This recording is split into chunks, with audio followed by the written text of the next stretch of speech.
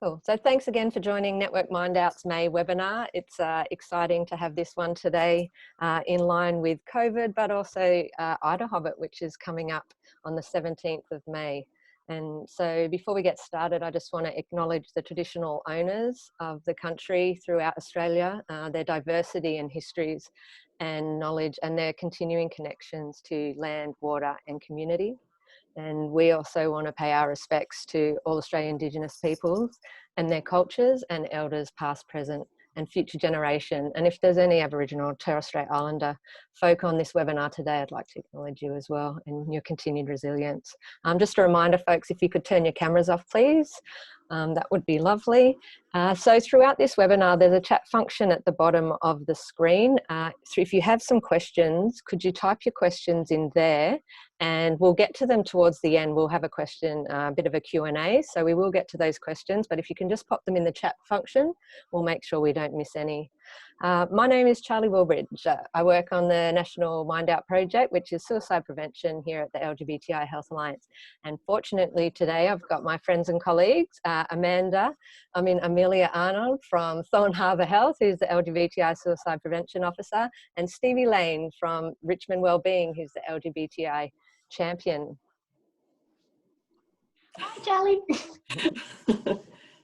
So before, I just want to recognise as well that we wouldn't be able to do this work without the 78ers and the LGBTI folk who have paved the way before that. So I just want to recognise their strengths and continued advocacy, which has allowed us to be able to do this work today.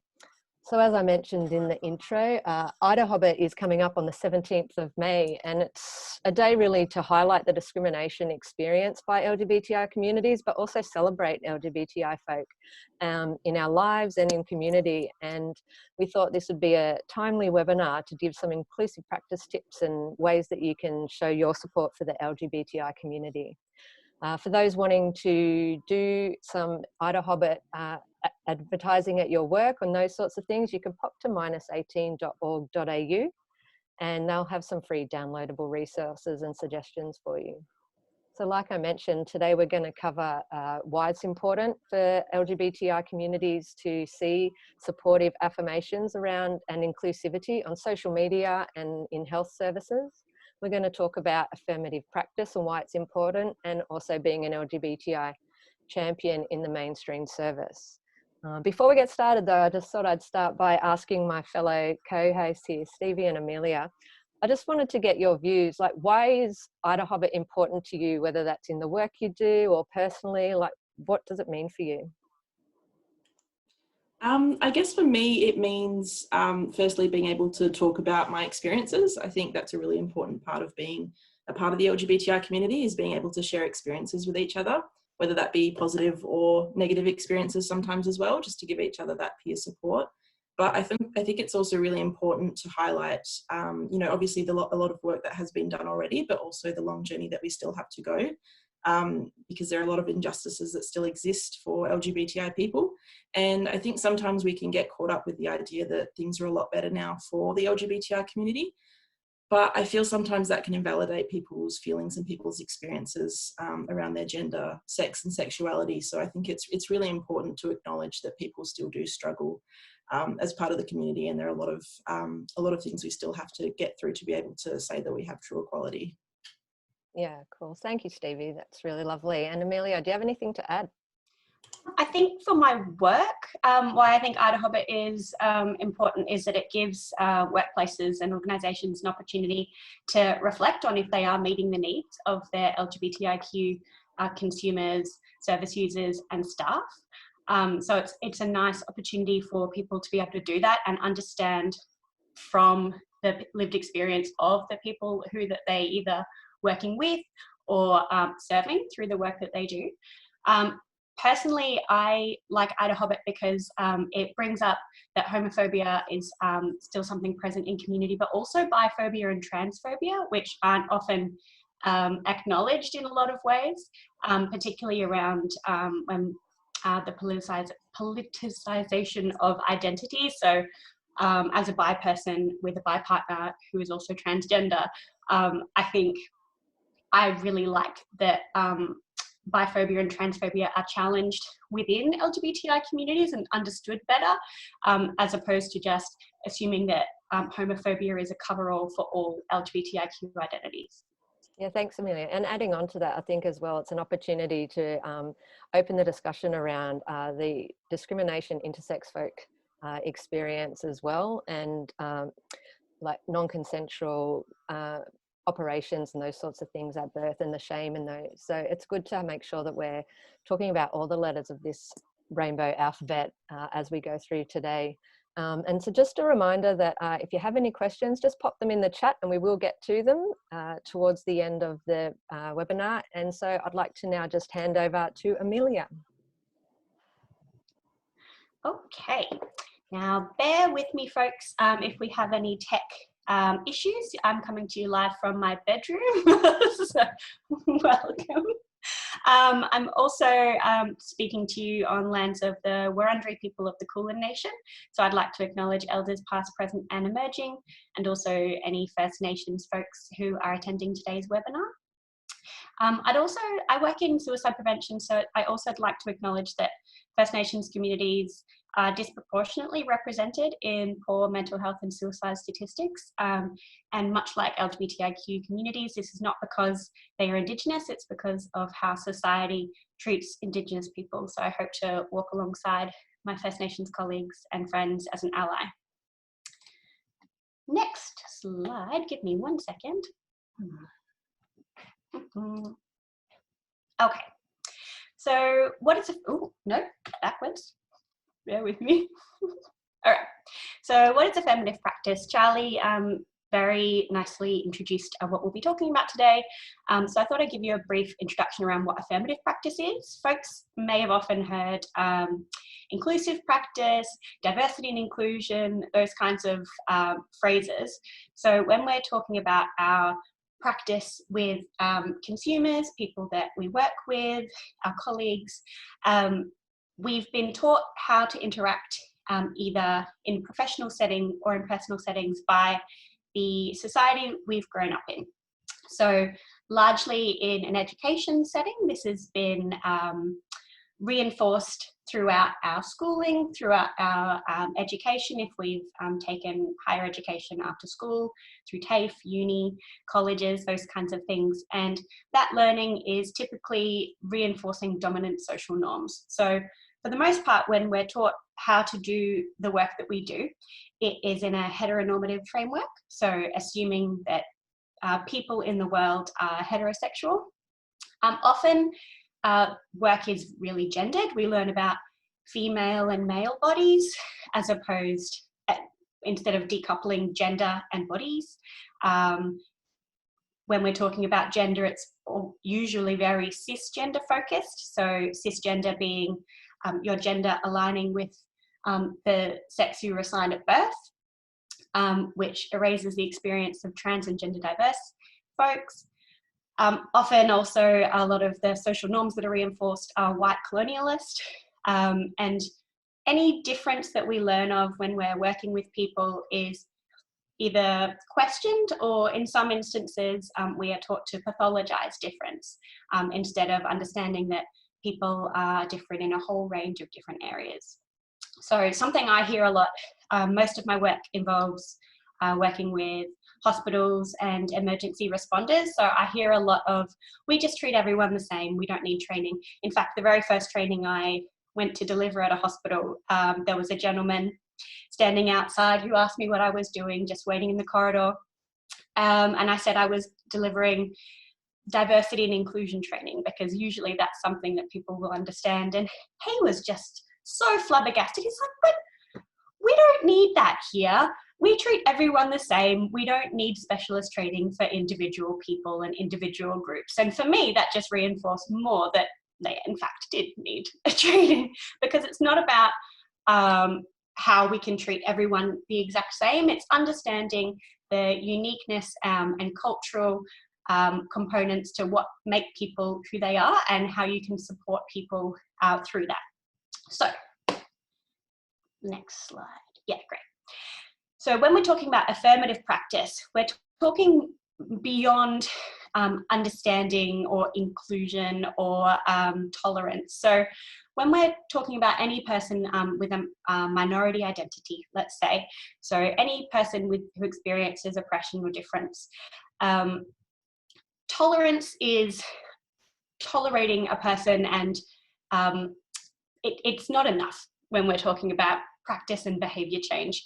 So we talk about affirmative practice being more than tolerating difference, more than including people, more than accepting that diversity exists. It's about affirming people's identity and affirming, creating an affirming environment for them to feel safe, included, and seen.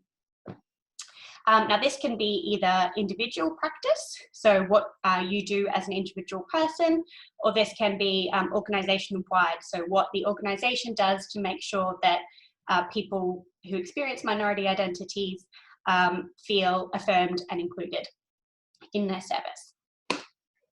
Next slide. Also important to acknowledge that people may belong to multiple different groups and have multiple lots of different experiences that will affect how they walk through the world. And just because a person, for example, is LGBTIQ doesn't mean that they don't belong to a whole range of other groups and haven't experienced the world in a whole host of different ways. So I think it's very important to appreciate that folks can have intersecting experiences as well, and that can impact on how they access services. Okay, next. So when we're talking specifically about LGBTIQ communities, some unique vulnerabilities that LGBTIQ folks can face is minority stress.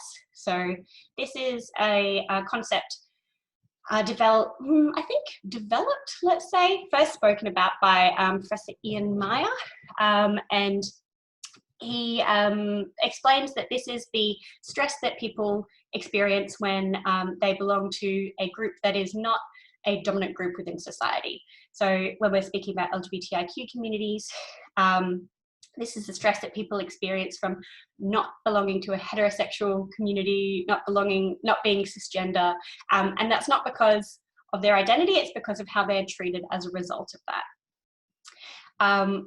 It's not news to a lot of folks that some unique vulnerabilities for LGBTIQ communities can include violence and rejection from mainstream communities and from loved ones and family of origin. Incremental trauma relates to the accumulative effect of traumas across a lifespan. And that's what people interpret to be traumatic experiences for them, not what people assume to be traumas for other people.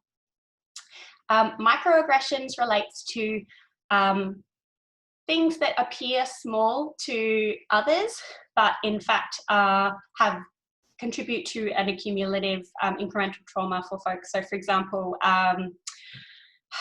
when people say, oh, you know, that's gay, that's, you know, and in a derogatory way, or people who are misgendered, or people are excluded based upon their sexuality, gender or sex is erased.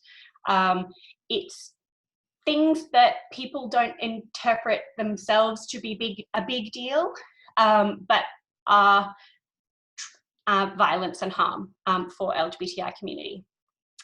Also, I can't say this word, but I'll try again. Politicization, the political climate, basically. So during the marriage law postal survey, people within the LGBTI community were being kicked around like political football, for example.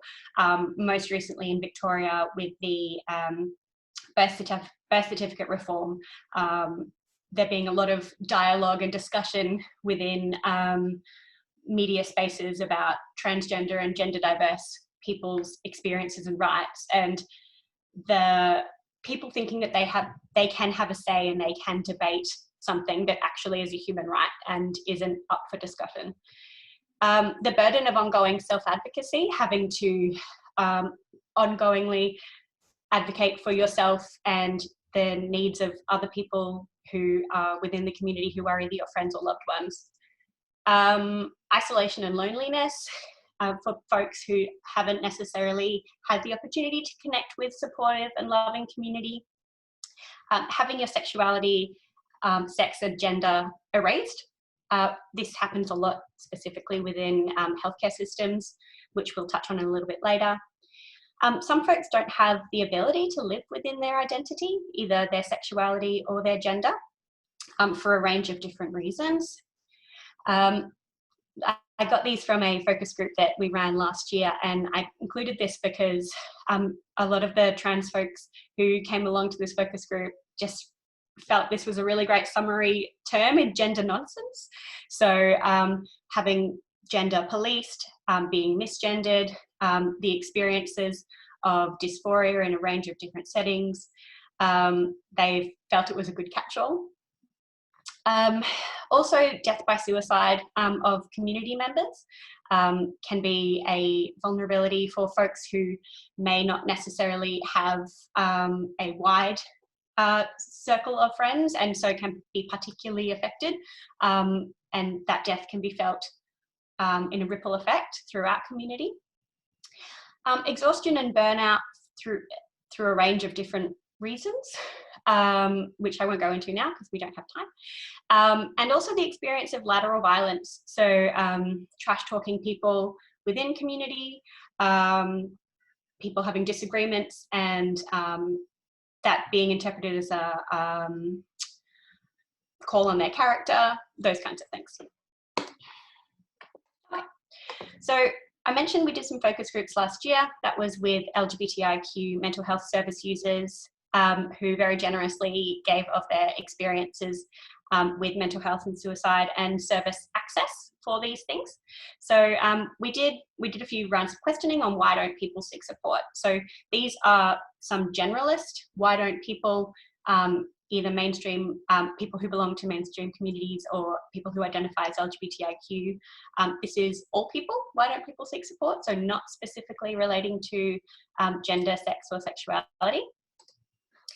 So fear of not being believed, fear of involuntary admission within hospitals. Accessing services can mean that social connections or friends can pull away due to perceived additional work that people may not have capacity to be able to support their friends or loved ones. Perceived as too high functioning or told that they're too high functioning. Being labelled as attention seeking, not having anyone able to advocate for their needs, fear of being classified by a mental health diagnosis, and the repercussions of seeking help from work. Also things we know, like wait list costs, limited sessions, those kinds of things. Now, things that people shared that were related to LGBTIQ identity included the fear of being pathologized, a history, very long history of LGBTIQ folks being institutionalized, assuming that a service will be unsafe, regardless of how many rainbow stickers and posters and whilst those things are amazing, assuming that a service will be unsafe until proven otherwise through their own experience. Shame of seeking help and asking for help. Lack of recognition of their own oppression, or the lack of other people recognizing the oppression that an LGBTIQ person may experience. Again, having no one to advocate for their unique needs relating to their LGBTIQ identity. Feeling undeserving of help was super common. And then expectation that you'll have to educate people who you're hoping to seek support from about your sex, sexuality or gender.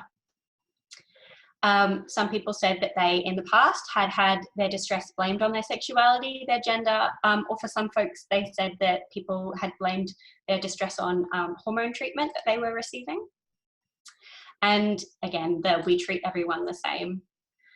For some folks, they also mentioned that they were disinclined to ask for help from emergency services because of fear of what that could mean for them or their family. Okay. So LGBTIQ specific affirmative practice is where folks and organisations embed principles and guidelines within the organisation policies and procedures to demonstrate that the organisation's intent to have LGBTI inclusive and affirming practices. So what does this look like? For an organisation specifically, this can look like demonstrating your service aims to be LGBTI inclusive. I think it's important to remember that the person who establishes and who gets to say that a service is safe is the service user, not the service. So demonstrating that you are hoping to be allies and hoping to work with LGBTI people in a safe and affirming way. This can be done through visible markers, so things like posters, stickers, literature, not just having a sticker on the door and then all other kind of cultural references within the room being cis, gender and heteronormative. So that can include things like magazines, Arch magazine, for example. Having some LGBTI cultural things around the place is a good place to start. Developing a referral list and referral process to LGBTI affirming either practitioners, organisations, bonus points for LGBTIQ community-led organisations, knowing that if a person that you're working with is LGBTI and would like to connect with community either through a professional setting or a community-based setting, being able to provide those resources. Including explicit reference to LGBTIQ people in organisational policies and procedures, not just assuming that a catch-all gender clause within things will be enough to protect LGBTIQ service users and staff. Setting up a consumer advisory group is a really important, personally, I think, step for organisations to take, because you can engage in as much training as you like and do as much reading, but hearing from the lived experience of LGBTIQ people is specific to your service is going to be the best thing that you can do. Ensuring intake and assessment processes and documentation is LGBTIQ inclusive. I know from some of the work I've done with hospitals that this can be a challenge, especially when working within systems that are outside of our control. But thinking about what are some things that you can do and your organisation can do outside of that are within your control, things that you can change so that you can ensure LGBTIQ people feel as comfortable and as safe as possible. And then for things that you can't change, from an organisation perspective, advocating for change is really important. It can't just be LGBTIQ people all the time. And committing to ongoing training in a range of different settings. So an LGBTIQ 101 session is awesome, but there are so many things to learn about people in their complexity and diversity that also we're not one community, we are a range of different communities united through our experience of differing oppressions. So for example, I can speak to my lived experience as a bisexual cisgender woman, but it's super important to hear from the lived experience of trans people, of gender diverse people, of intersex people, of lesbians, gay men. We're all very different and walk through the world in different ways. From an individual perspective, so what can individuals do to work in an LGBTIQ affirming way? Use respectful language and terminology. If language within LGBTIQ communities is something that people aren't necessarily across, like for some people they may not necessarily know what LGBTIQ looks like, and I haven't had time to take everyone through that today, but if you don't, seek to educate yourself. There is so much stuff out there. There are beautiful trainings, there are wonderful resources online, so seek to educate yourself instead of relying on other people, namely your consumers or service users, to educate you. Affirm identity and experiences of people as they share them with you. Be curious but respectful. you know, if you've not met someone before from the LGBTIQ community and all of a sudden you have someone in front of you who shares with you that they are bisexual, don't sit there and waste your whole consultation asking them questions about what it's like being a bisexual person and what bisexual means, and does it mean just 2 and does it mean 3? Be curious about their experiences, but respectful of privacy as well. Use questions which are gender neutral and non-discriminatory. That seems a little bit intuitive, but for example, do you have a partner or partners, as opposed to assuming the gender of a person's partner. If a person does share the gender of their partner or partners with you, not assuming what that means for their sexuality or for anything to do with their sexual practices or their bodies. Celebrate milestones for the person. Assess your own privilege and experience and how you walk through the world. Understanding oppression and discrimination and what that can mean for your service users. And also, you know, we all learn this, but it can go without saying, but don't project your own personal beliefs or values onto the people that you work with. That's a good catch-all for anything, really. So some affirmative practice 101, things for folks to take away. Adopt a patient-centered approach. Ask what pronouns people use and use them. Charlie introduced me using she, her pronouns. Also use your own pronouns. Introduce yourself with your pronouns to normalise the practice as being a good ally to trans and gender diverse communities, as opposed to the service user having to necessarily out themselves should they wish, or bear the burden of, actually I use different pronouns to what you have assumed I use. Just normalising the process of asking about pronouns. Don't assume people's gender identity based upon how they look or their partners or any of those kinds of things. Remember not to assume someone's sex characteristics or anatomy based upon their gender. Understand each person's journey will be unique. There is no right way to be LGBTIQ. Use appropriate and non-offensive language. Identify things that you don't know and address these in your own time. Don't expect patients or clients to educate you or satisfy your curiosity. Never comment unnecessarily on a patient's appearance, patient or client or service user, whatever words you use in your service. Even if a safe space is created, a person may not feel safe within that space, and that's important to acknowledge. But also some people may not come out either to you or within your service, and that's okay too. It's up to the individual as to what they deem to be safe, what they deem to be relevant, and what they choose to share with people. And actively supporting LGBTIQ people in your practice, being your colleagues, your service users, and people in the community. Great. Oops. So that's me done. We're going to have a chat at the end, but I'd like to hand over to Stevie now, who will be taking you through their experience working with Richmond Wellbeing. Thanks so much, Amelia. Hi, so yeah, my name again is Stevie. I use they, them pronouns, and I work at Richmond Wellbeing, which is a WA-based mental health organisation. So I just wanted to give you a bit of a perspective from working within a mainstream service. So as I mentioned, we're a mental health organisation, and we work alongside people to support their mental health recovery and wellbeing.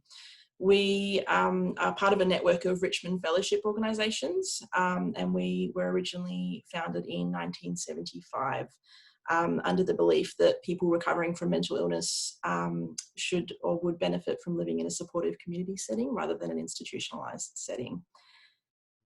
Okay, sorry, bear with me for a moment.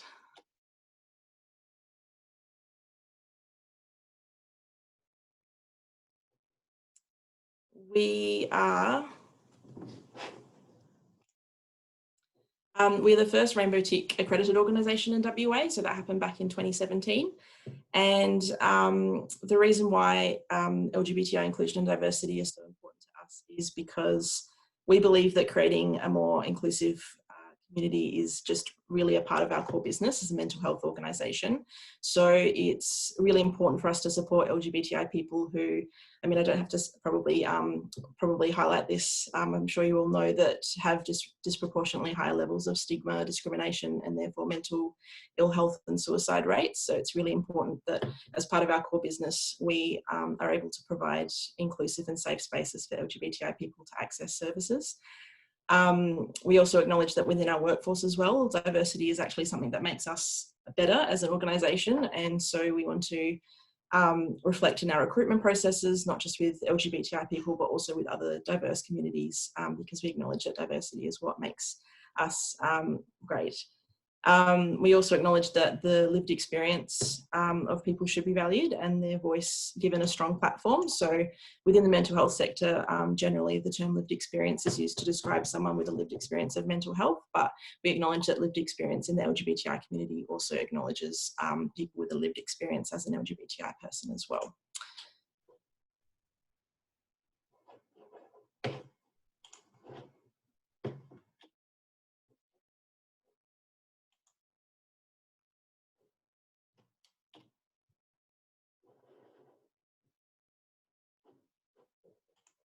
Sorry, bear with me for a moment. There we go. So just a little bit about my role as the LGBTI champion at Richmond Wellbeing. So as part of my role, there are a few different things that I do. So generally promoting understanding of LGBTI issues within Richmond Wellbeing. So a big part of my role is supporting staff and volunteers in the organisation to best support their clients or their consumers. And it's really important, I guess, to remember that, you know, a lot of education that we have here in Australia and throughout the world don't really have any focus, any compulsory focus around LGBTI studies or studies around gender, sexuality and sex. So there's a range of different understandings when it comes to the LGBTI community. And it's just important to acknowledge that. So a big part of that is to promote just general understanding of LGBTI issues throughout the organisation. Also providing information and education to staff and volunteers. So that can be through a number of different ways. So either through one-on-one conversation with staff, sometimes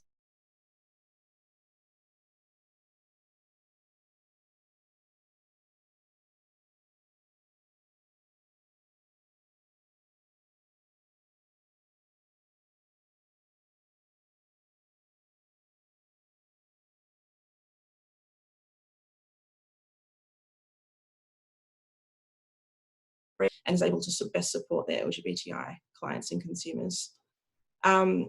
Through also external education opportunities. So for example, last year in Pride Month, we had Transfolk of WA, a trans and gender diverse peer-based organisation in WA, talk about trans and gender diversity to our staff and volunteers. And we also had Sexuality Education Counselling and Consultancy Agency, SECA, talk to us about LGBTI people and disability. So it's really important for us to create those spaces where our staff and volunteers can learn from other organisations and be connected in with LGBTI organisations as well. Supporting the organisation through cultural change and acceptance. So I guess that links back a little bit to what I was saying before about that one-on-one support and conversation with staff and volunteers. It's important to remember, particularly within mainstream services, that sometimes staff and volunteers haven't actually worked with LGBTI people before or aren't necessarily close with anyone who are LGBTI. So having that LGBTI specific position that I work in is a great way to introduce people to people in the workforce that are LGBTI, and I guess it sort of gives people permission as well to talk about it, because I think sometimes when people don't necessarily have that knowledge or that training in that area, they feel like they can't talk about it. So it's, I guess, sort of empowering people to be able to talk about LGBTI issues and LGBTI community. I found as a trans and non-binary person as well that I'm able to open up so much conversation and understanding around gender diversity in particular. And like I said before, I guess it just gives people permission to ask questions and sort of, you know, gain more information and understanding around the topic. as I mentioned before, people don't know a lot sometimes about LGBTI stuff, and it can seem really overwhelming from the outside looking in. So if people can just get that exposure to LGBTI people in the workforce, then they're better prepared to work with people in the community as well. Engaging with internal and external organisations as community is also a big part of my role. So internally, just genuine and ongoing engagement across the organisation is really important. So building connections with people through my organisation is a really big part of creating that cultural change around LGBTI diversity and inclusion. And because my role focuses on LGBTI diversity and inclusion, just doesn't mean that that's it's only my role that focuses on it. It should be everyone's role within the organisation. So I guess my role in the organisation is to drive and put focus on it, but overall we acknowledge that it's everyone's responsibility within the organisation to really drive and focus on inclusion and diversity. And then externally as well, it's also really important to stay connected with community. And I guess that's where my identity as an LGBTI person and connection to community is really important, because we know that you can't be an inclusive service without being connected to the community that you're trying to support. My role is a people and culture-based role. So because promoting diversity and inclusion, I guess, is really about creating cultural change and cultural change management. So we found that having this role within the people and culture sort of team at Richmond Wellbeing has been really helpful. And the role is also an LGBTI peer-based role as well. So it sits on the peer workforce continuum. So given that it requires an incumbent to draw on lived experience, ideally this kind of role is one that should be delivered by an LGBTI person, but it's also important to acknowledge that that's not always possible from a mainstream service. So it's really important to, as I mentioned earlier, for people to really look at lived experience, and that's something that we really value. So if you can't get someone who's LGBTI in a role like that, to at least have the work that you do driven by peer experiences, and I'll talk about that a little bit more in the next slide.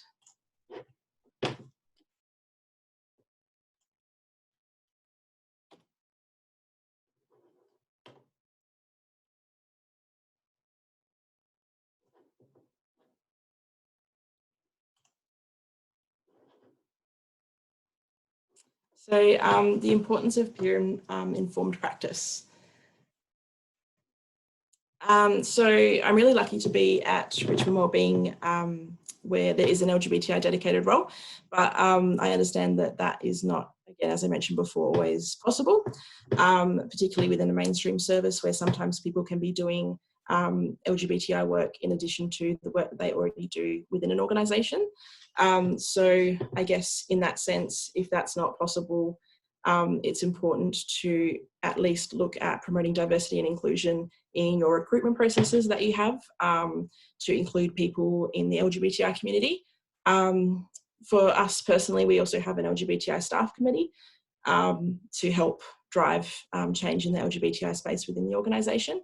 We also have LGBTI representation on our consumer and family reference group, which is really important to hear the experiences of consumers in that space. And if, as an organisation, none of those things are possible, it's also possible to just engage with the LGBTI community more generally.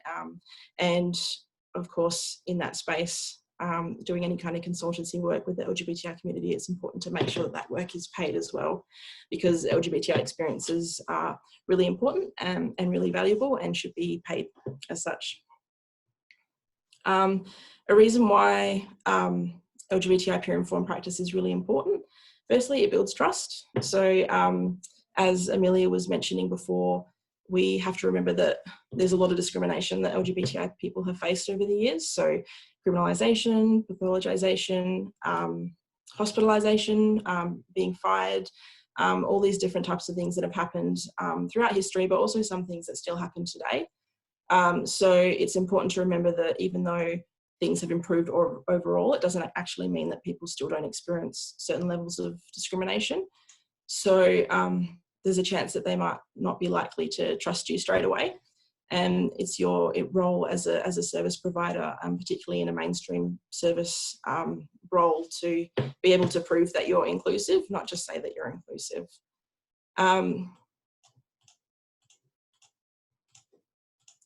It's also important to show a commitment to supporting the community. So investing in resources and LGBTI peer informed practice shows people that you're not just saying that you're inclusive, but you're actually taking steps to ensure that your services are actually inclusive.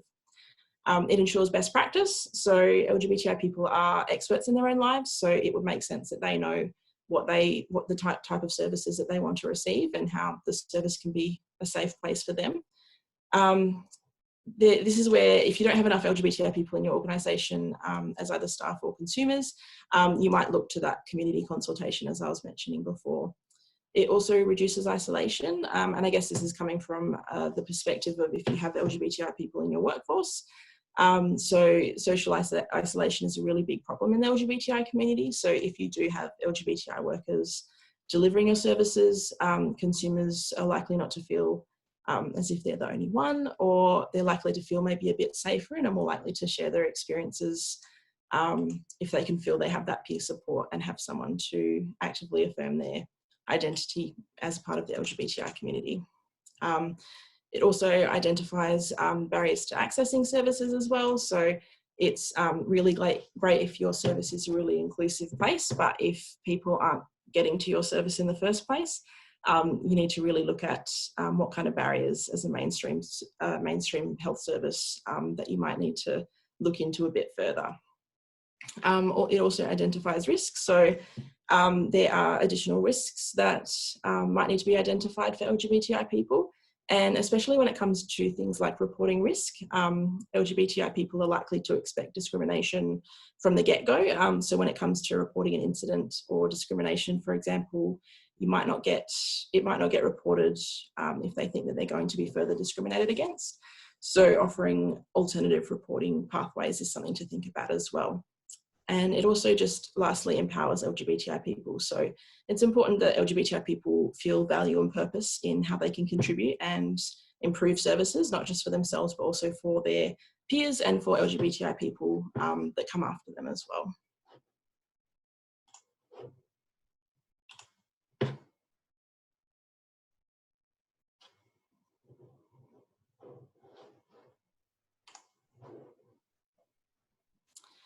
So just to highlight some of the challenges that you might experience in a mainstream organisation and some of the things that I've certainly come across throughout my years of working in mainstream organisations. As Amelia was mentioning before, the whole idea of why focus on LGBTI people, we treat everyone the same. Obviously, we know that that's a really well-intentioned comment, but realistically, it's not really about treating everyone the same. It's not about equity of input.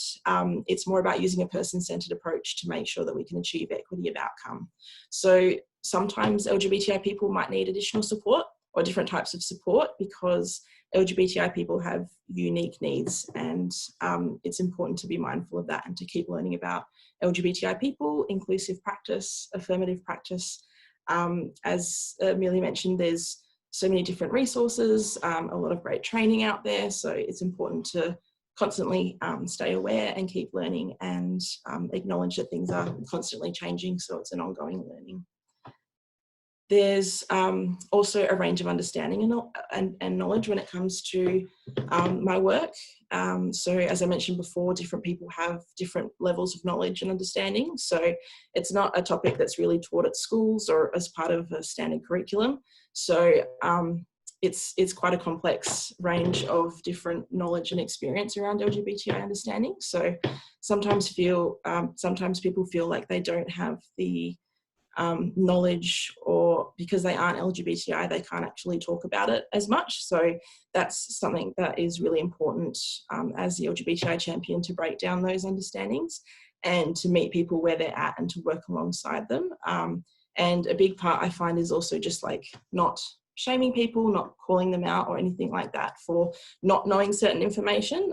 Again, it's more about meeting people where they're at and working alongside them to try and find a way so that they can learn the best way for them, and acknowledging that different people come, again, from different backgrounds and different knowledge levels. So it really is diverse. So you really have to meet people based on the knowledge that they currently have. Also, there's also different levels of engagement. So just generally within any organisation, I'm sure you can relate, there's always competing priorities. So even though everyone in our organisation values LGBTI diversity, it can sometimes be really difficult for them to find time in the day to meet with me or to talk about LGBTI diversity specifically. So that comes to me sort of allowing flexibility around how I interact with people throughout the organisation. So, you know, giving them the option of coming to them or for them to come to me, or right now I've found that people are actually more accessible and easier to reach online. So that's been a really valuable thing to learn, and moving forward will probably change my approach a little bit when it comes to engaging with people across the organisation. Communicating the same message in different ways. I guess that comes back to the different levels of knowledge as well again. So a big part of engaging people through your organisation is going to be communicating why diversity inclusion is important. And I think it's really important to assume that people, to not assume that people will know why it's important. Not through lack of caring, just through not knowing that maybe the specific mental health statistics, or knowing or hearing people's lived experience of being LGBTI. So being able to communicate that is really important. Lastly on this slide, but everything is better now for LGBTI people. I often hear that quite a bit as well. So as I mentioned before, LGBTI people have a lot of experience of being discriminated against. And while it is a lot better now for LGBTI people, that doesn't mean that LGBTI people don't get discriminated against at all. So saying something like that can sometimes invalidate people's struggles, which might lead them to think that they might, you know, should be grateful for the circumstances that they're currently in because they're not as bad as it used to be.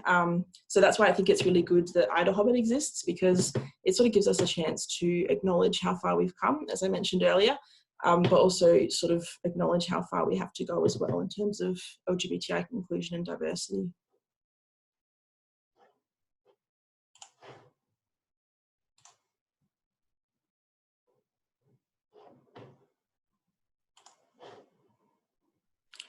And some of the successes as well. I think I'm really lucky to have some really important support throughout the organisation at Richmond Wellbeing.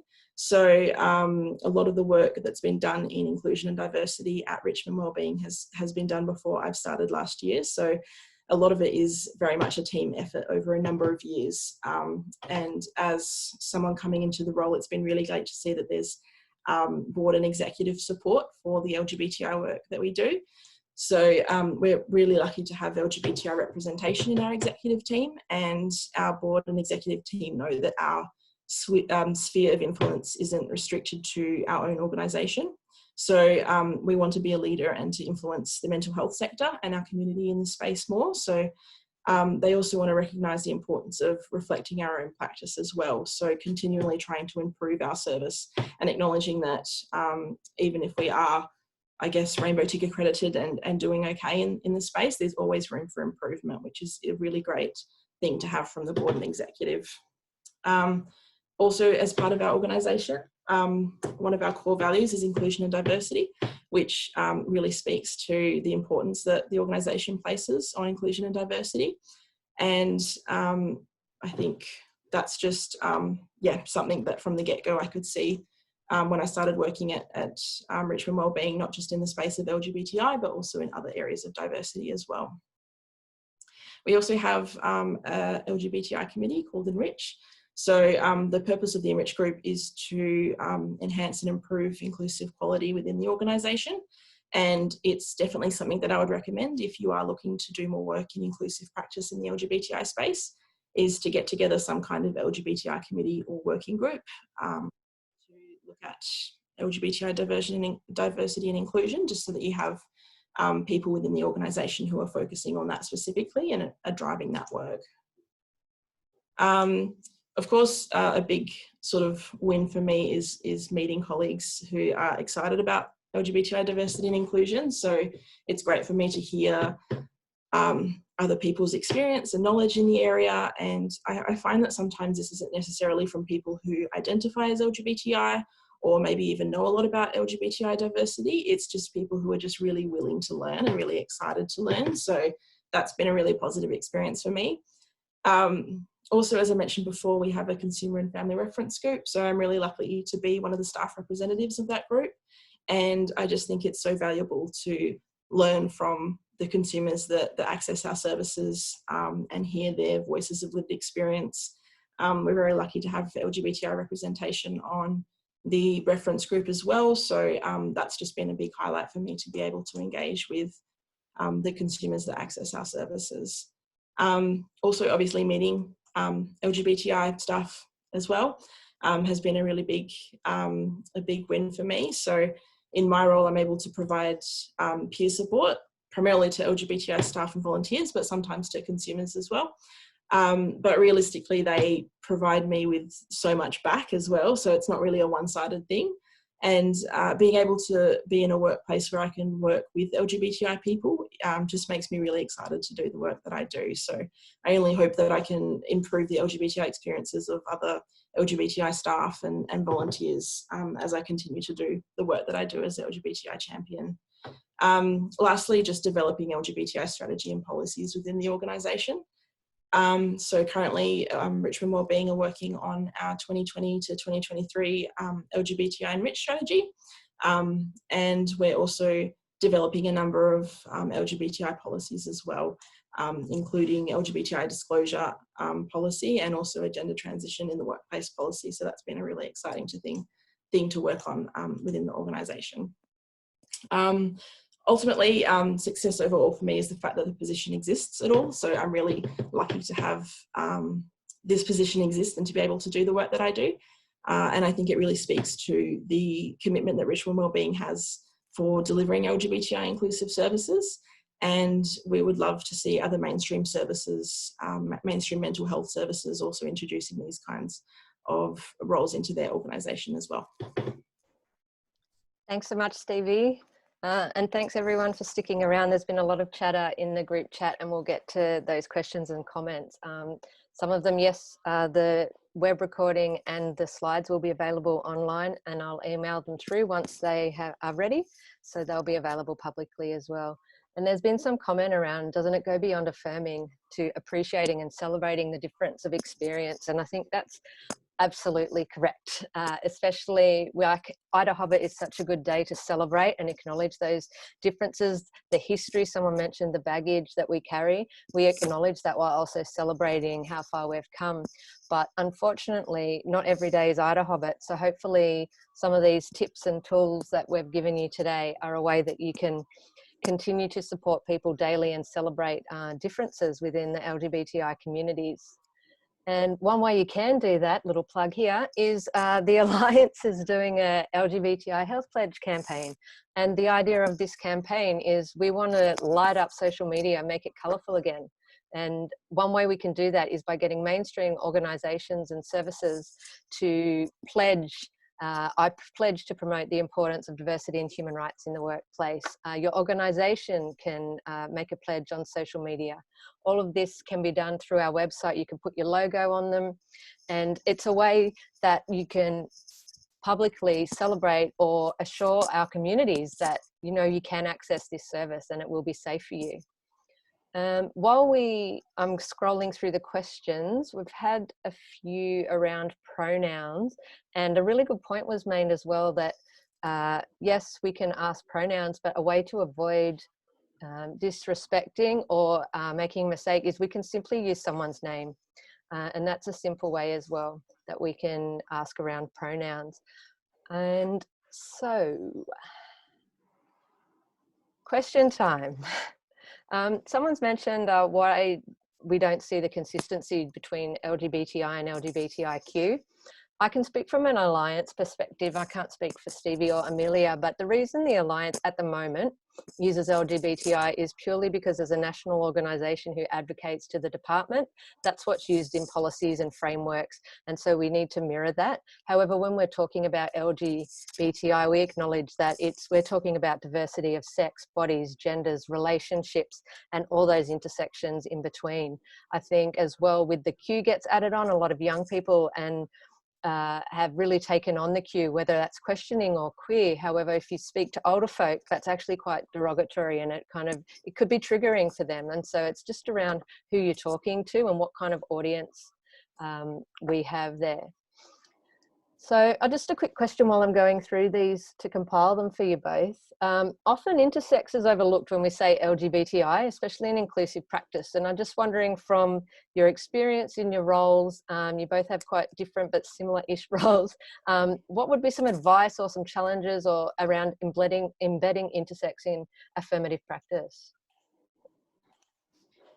Would you like, am I okay to go, Stevie? Yeah, you go. You go.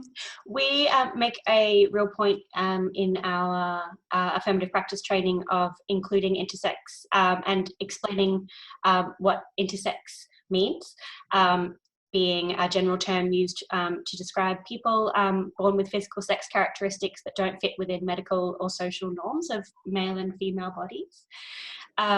But within our training group, we don't have lived experience of anyone who is intersex, and so we always will highlight this within our training and encourage people to seek additional training from people who do have that lived experience. So we usually place people in contact with Intersex Human Rights Australia. And we also show videos that have been created by intersex communities from their lived experience. Did you have anything to add, Stevie? It's all good. Probably maybe crossing over a little bit with what Amelia has already said, but as part of the education that we provide, we really sort of define the differences between sex, sexuality and gender to show people that experiences within the LGBTI community are very different. We also share intersex experiences, so often people can really relate or really understand experiences better if they hear it from someone themselves who has experienced it. So that's a really big one for us. Also, again, as Amelia said, linking people in with intersex organisations. So Intersex Human Rights Australia is a really good one to link people in with to learn more information about it. And like with any community group, that not everyone within that community group will agree. So to seek multiple opinions and consultations is important. Thank you both. Unfortunately, I've just looked at the time, and so there's a lot of questions in here, and so I'm putting you both on the spot, whether you feel okay to answer some of these questions offline, and we'll email them with the video. Noticing the time, so I apologise if your question hasn't been answered. We've got them here, and we will answer them and send the answers around with the slide show. So I guess I just hope that this webinar creates a practical, gives you some tools and ideas of how that you can not only do inclusive practice and acknowledge LGBTI folk and communities, but also how you can publicly celebrate IDAHobbit, or even just through your organisation. And one way to do that obviously is this pledge campaign. If you go to our website, you can also go to IDAHobbit, whether you're celebrating in your workplace and doing an online forum because of COVID. There's lots of ways that you can still publicly celebrate the communities that we're talking about today. And so on that, I just want to thank everyone for joining us, taking the time out of their lounge rooms when working in COVID-19 to join us for a webinar, and especially Stevie and Amelia for taking the time to share their wisdom and join me on this Mindout webinar. It's been fun. Thank you. Thanks for having us. Very much. Yeah, thank you for having us. So thanks very much, and we'll see you next time. Bye.